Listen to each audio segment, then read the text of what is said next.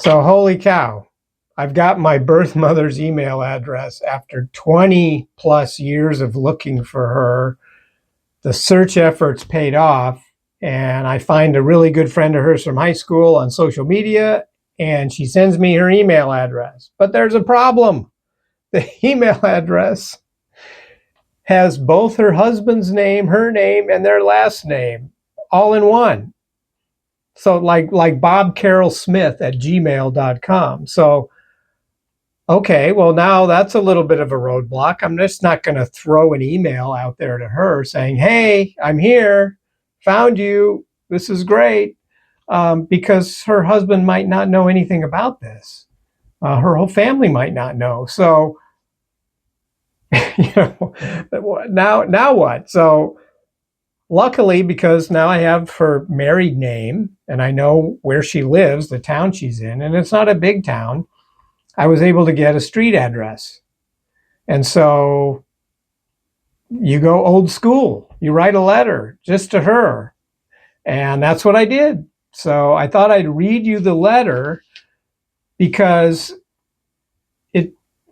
it summarizes really what I wanted to say. And it's hard to know, what to say. You want to let them know you're okay and everything worked out. And that's basically where I went with this. So what I said is on May 23rd, 2017, I'm so glad to have found you and be able to share with you that your choice back in 1960 worked out well for your baby boy born in March of that year in Illinois. I go by the name of Chris, short for Christopher, and I was adopted by a great couple. They provided me with a secure home, nice childhood, and pushed me forward through college and out into the world. I've often thought about you since I learned of my adoption in 1993, and I hope you draw some comfort from hearing from me and learning that the childhood for me turned out so well.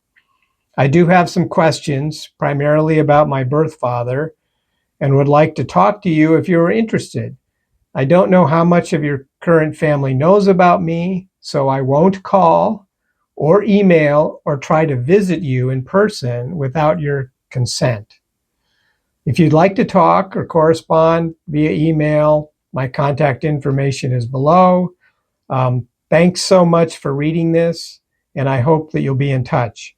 I imagine it was a very trying time in 1960 to have to make a decision like this.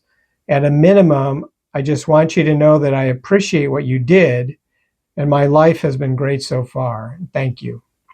So that was my letter to her. So now it's the waiting game of wondering if she's going to get it.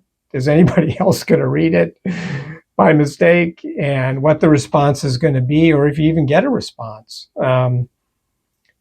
Luckily, about a week later, I got an email from her, and the email was titled Revelation. And she basically said, wow, this has been so long ago. I haven't thought about this. Thank you for sharing that things turned out well. And I really need to think about this. And so I responded being like, hey, this is a sensitive issue. This is the way it was back in the 50s and 60s. So take your time, no pressure. So then a few days later, she says, I would like to talk and get on the phone. And so we set up a time to do that. And a few days later, after that, my wife and I are at the kitchen table. I got a pad out, a pen, ready to take some notes. And we get on the phone with her. And this is the point where the shock really comes in, to where it's not that nobody knows about this, she tells me. I actually married your birth father a few years later, and we have 3 kids, and we're still married. So this is where the mind just exploded, because I fully expected half-blood siblings and a broken home situation of some sort that wouldn't be as amazing as this. So to all of a sudden, I've got full-blood siblings, and my birth parents are still together in their 70s. Unbelievable. So it was fantastic to learn more about them and their family and their their travels and what's happened in their lives over this conversation. But I didn't talk to my birth father on that call, just my birth mother. And a few days later, she wanted to talk again, and we did. And my birth father wanted to say hello. So he gets on the phone, and he's reserved. I would say that he's reserved, not as excited. And to clarify that point, he asked me if I had a job. So I think he was worried that, hey, they're in rural Wisconsin. They don't have a lot of money. They're on an old farm, and the last thing he needs is another mouth to feed, someone showing up at the house and sleeping on the couch. So that was just a priceless conversation with him. But we did set up, I did set up a time to meet them in person. So my wife and I were going to be in the Midwest for July 4th, visiting some other family. And I said, well, we can drive over before that event, take some extra days off and drive over and meet you guys if you're up for it, but no pressure. If you're not ready, that's fine. And so she goes, I would really love to do that. I guess I need to tell my children about you. So in the meantime, she had to go have those conversations with her kids, which took it well. And, they understood back in the time, everybody's older, so they get it. So we drove over.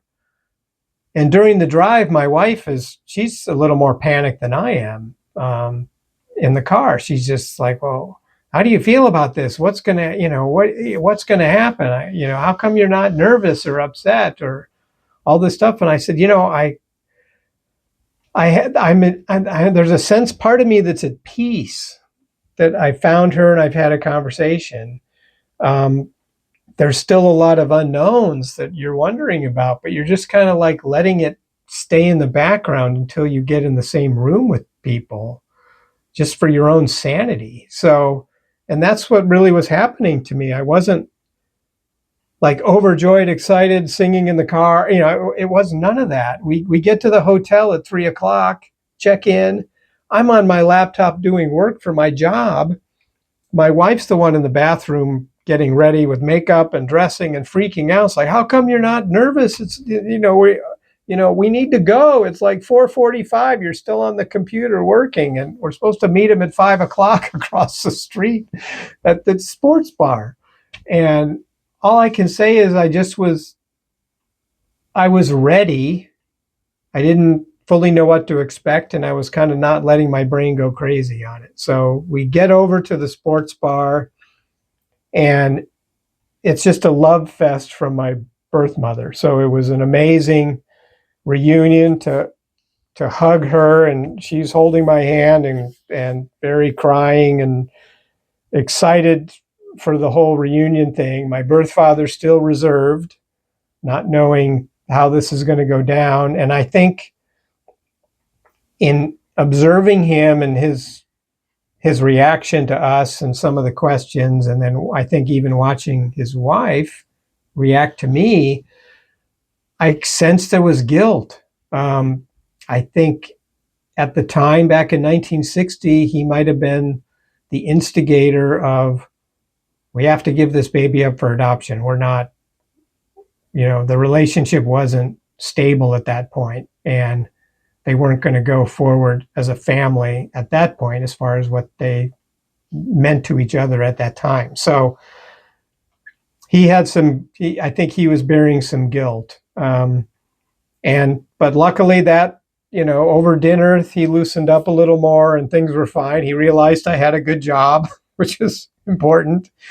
And I thought I'd share with you a picture of this reunion because the look on my face, I think, says it all. And you get to see what this is all about after 57 years. So here is the picture with me beaming, I guess is the only way to describe it, and my birth parents outside that sports bar in May of 2017. So it was an amazing, amazing day, amazing feeling to be able to hug my birth mother. And when I've thought about it over these years, about what it would be like to touch a blood relative, I didn't know what that all meant. So to be able to hug her and feel her, it was like butter melting into toast. That's the best description I can give to it. So an amazing day, and the next amazing day happens the following day, because now we're invited over to their house to meet the kids. So that's what's going to come up in the next video, where I meet my full blood siblings, and there'll be a picture of that as well, and also some other interesting connections that come to light from being at their home. So I hope you'll stick with me. Like and subscribe if you're enjoying the story. There's still a lot more to come, believe it or not, and hope to see you soon.